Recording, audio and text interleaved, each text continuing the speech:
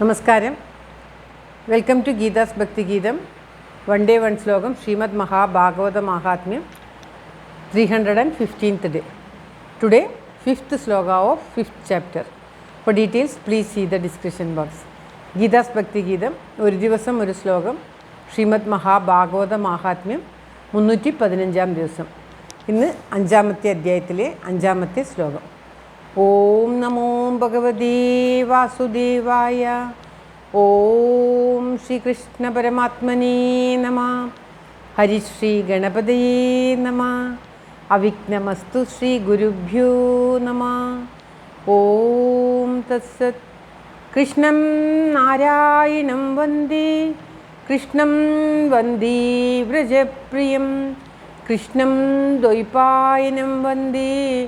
കൃഷ്ണം വന്ദേ പൃഥാസുതം. ശ്രീപരമാനന്ദനാഥനായ അദ്വൈതദീപമായി മോക്ഷേഷു വൃന്ദമന്ദാരമായി കാരുണ്യവാരിധിയായി വിഭൂദേശനാം നാരായണൻ മമ മന്ദത മാറ്റണം. ഓം തത്സത്.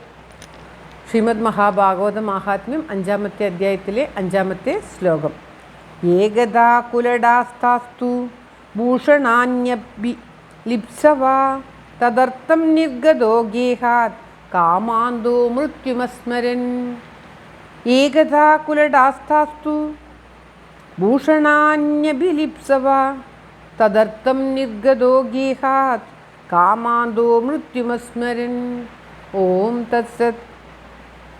ഒരിക്കൽ കുലടകളായ, അതായത് മോശം സ്വഭാവത്തോടു കൂടിയ ഈ സ്ത്രീകൾ ആഭരണാദികൾ വേണം എന്ന് അയാളോട് ആവശ്യപ്പെട്ടു. അതായത് ദുന്ദുകാരിയോട് ആവശ്യപ്പെട്ടു.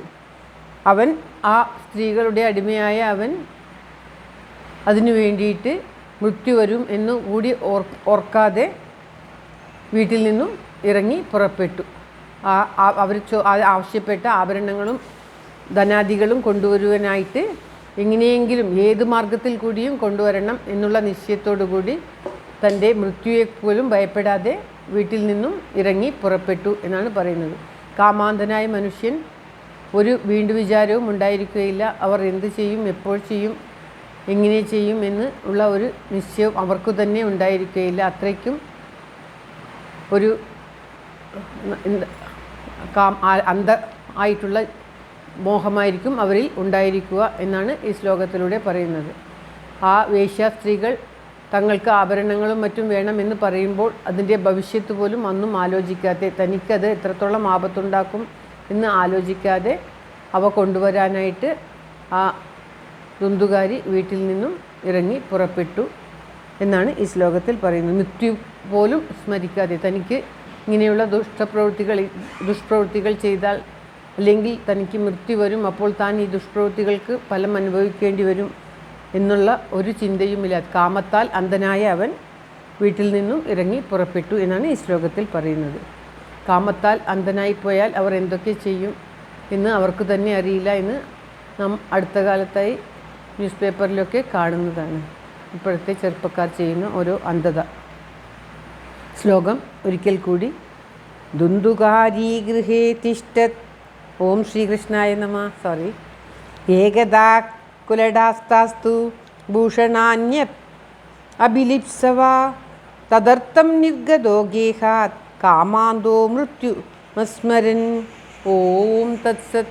സർവത്ര ഗോവിന്ദനാമ സങ്കീർത്തനം. ഗോവിന്ദ ഗോവിന്ദ. എല്ലാവർക്കും എല്ലാവിധ ആയുരാരോഗ്യ സൗഖ്യവും നന്മയും പ്രാർത്ഥിച്ചുകൊണ്ട് ഭഗവത് സമക്ഷം ഈ ശ്ലോകം സമർപ്പിക്കുന്നു. Geetha Rajan. Thank you for watching. All the best. Have A very very nice day. God bless you.